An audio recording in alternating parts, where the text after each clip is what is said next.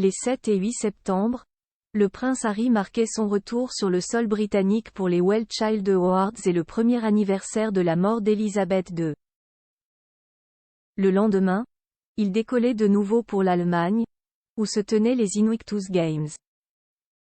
Mais le duc de Sussex a encore affaire en Angleterre et devrait bientôt retraverser l'Atlantique. Le prince Harry compte-t-il s'établir au Royaume-Uni? Les 7 et 8 septembre, le duc de Sussex s'est brièvement rendu en Angleterre, pour assister, au premier soir de son séjour, à la cérémonie des Well Child Awards. Le lendemain, il s'est recueilli à la chapelle Saint-Georges, à l'occasion du premier anniversaire de la disparition de sa grand-mère. Ensuite, le fils cadet de Charles III a mis le cap sur l'Allemagne, pour donner le coup d'envoi des Invictus Games. Mais au fait, où le prince Harry a-t-il logé lors de son séjour londonien? Selon les informations du Télégraphe, le frère cadet du prince William aurait demandé la permission à son père de poser ses valises au château de Windsor, lui offrant la proximité des Well Child Awards et de la chapelle Saint-Georges. Une requête à laquelle le souverain britannique n'a pu donner suite. Si une telle situation est envisageable, le duc de Sussex doit prévenir le monarque suffisamment à l'avance afin qu'une chambre lui soit attribuée. Pourtant, c'est bien Charles III qui, au mois de mars dernier, avait demandé au prince Harry et à Meghan Markle de quitter Frogmore Cottage, leur seul lieu de résidence au Royaume-Uni. Du moins, est-ce vraiment le cas?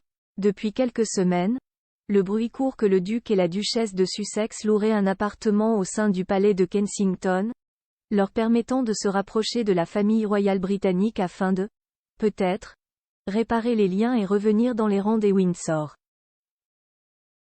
Rappelons également qu'avoir une adresse au Royaume-Uni est une des exigences du rôle de conseiller d'État que porte encore le frère cadet du prince William. Pourtant, le palais de Buckingham a réfuté ces allégations. Et selon les informations du Télégraphe, le prince Harry ne remettra pas les pieds au Royaume-Uni de sitôt. Le duc de Sussex est attendu début janvier à la Cour suprême, pour l'audience de son procès contre News Group Newspapers.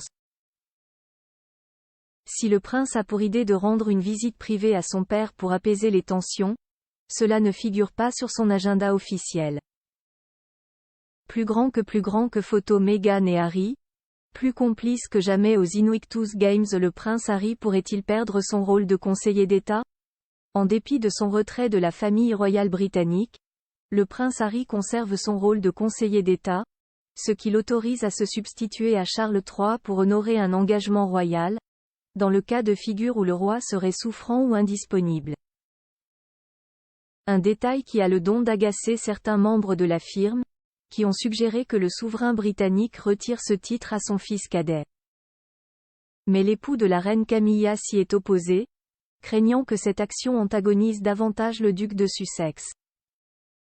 Par conséquent, un endroit du domaine royal doit être réservé comme pied-à-terre pour son fils. Cela semble raisonnable, a indiqué un proche de Charles III au Daily Mail.